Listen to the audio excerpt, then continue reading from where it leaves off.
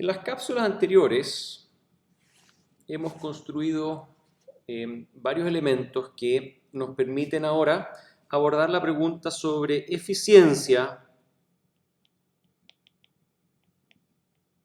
energética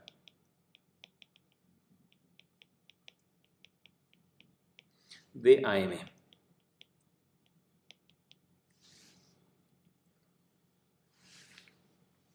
Y lo vamos a abordar considerando la modulación AM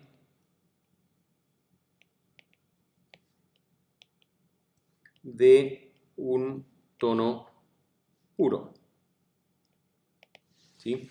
Y para eso vamos a escribir la expresión correspondiente, A sub c 1 más mu coseno de 2pi fmt por coseno de 2pi fct.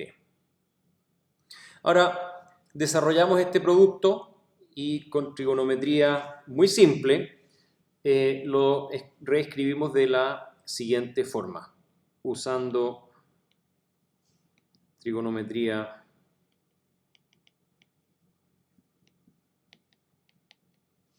muy simple. Obtenemos que S de t es igual a la portadora, A sub c coseno de 2pi fct, ¿no es cierto? Que es básicamente el producto de esto con esto, más un medio mu por A sub c coseno de 2pi fc más fm t más un medio mu A sub c coseno de 2pi fc menos fmt. Ahora, si miramos en detalle estos tres términos, los tres términos son básicamente un coseno. Este es un coseno de frecuencia fc, este es uno de frecuencia fc más fm y este es uno de frecuencia fc menos fm. Pero si lo miramos en frecuencia, en el dominio de la frecuencia, vamos a ver tres horquillas. Y esas tres horquillas las vamos a dibujar ahora. Tenemos entonces aquí un eje de abscisas, frecuencia, eje de ordenadas, y desde luego está la portadora con una horquilla en frecuencia más y menos fc, y esa horquilla corresponde a este término de acá.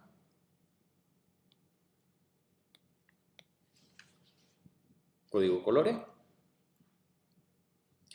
Luego tenemos un término de frecuencia fc más fm, y si es que volvemos atrás a el espectro de la modulación AM, la primera vez que lo vimos, habíamos usado un color verde para la banda lateral superior, entonces esta horquilla la vamos a hacer también de color verde, aquí y aquí. Desde luego que esta frecuencia de acá es fc más fm y corresponde a este término que estoy dibujando ahora en verde. Y finalmente, por supuesto, está en naranjo el término de frecuencia fc menos fm,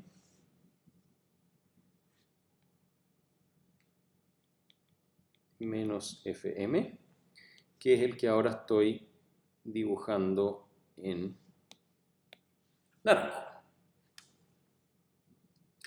Entonces, hagámonos la pregunta. en el entendido que esto de acá es la portadora y las bandas laterales se deben exclusivamente al hecho de que hay un tono modulante, entonces es evidente que lo que hay en verde y en naranjo es parte del mensaje, es resultado de la señal modulante, y lo que hay en celeste es exclusivamente la portadora, que sería lo que habría en el aire si es que mu valiera 0. Entonces, con esa idea, hagámonos la pregunta, ¿qué pasará? O qué fracción más bien, ¿qué fracción de la potencia total transmitida,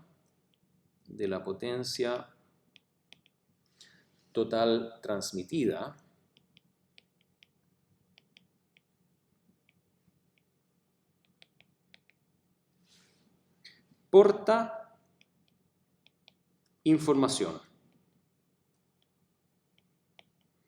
En el sentido de pensar que el tono puro modulante, la señal modulante, es la señal que lleva información. En otras palabras, lo que queremos es calcular una relación, una razón entre potencia en bandas laterales versus potencia total. ¿Sí? Eso es lo que queremos determinar. Entonces vamos a definir esta unidad, eta sub E, eficiencia energética, como la potencia en bandas laterales dividido por potencia total.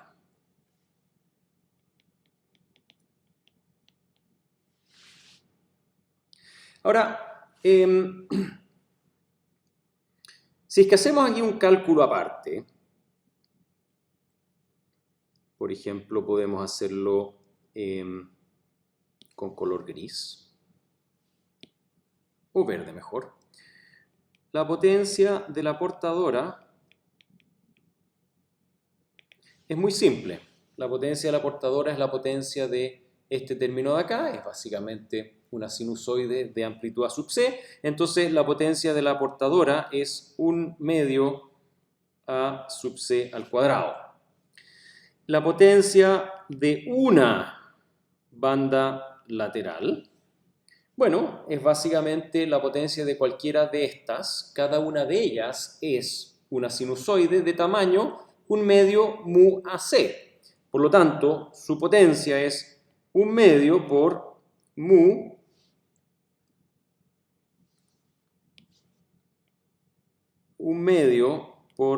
mu A sub C, y todo eso al cuadrado. Y lleva un factor 1 medio adicional, que es este factor 1 medio de acá, equivalente a como lo hicimos en el caso de la portadora, 1 medio. Ahora sí.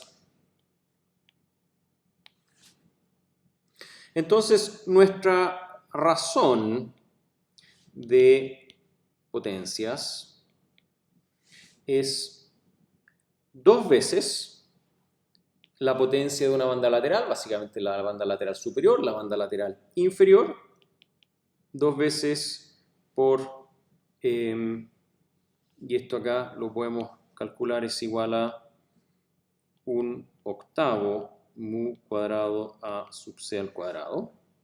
Entonces queda 2 veces por 1/8 de mu cuadrado A sub C al cuadrado dividido por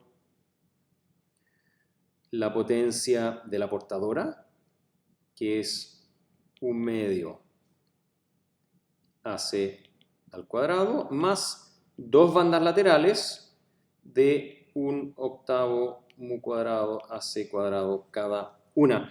Y aquí hay que simplificar algunas cosas. por ejemplo, si es que multiplicamos arriba por 4, entonces este 4 por 2,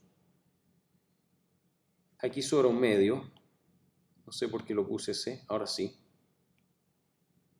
Este 4 por 2 se simplifica con este 8. Acá podemos multiplicar por 4 también, y aquí también por 4, y entonces esto con esto deja un 2 arriba, y esto se va con eso. Entonces tenemos que todo esto da mu al cuadrado dividido por mu al cuadrado más 2. Es decir, la eficiencia energética de AM es directamente expresable en términos de este parámetro mu. Y grafiquemos ahora brevemente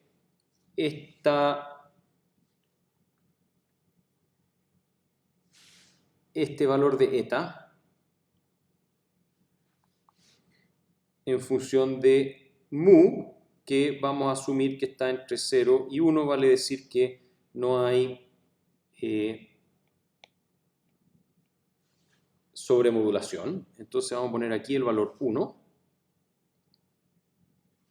Y aquí vamos a poner 100% y abajo es 0%. Y lo que vamos a dibujar entonces es en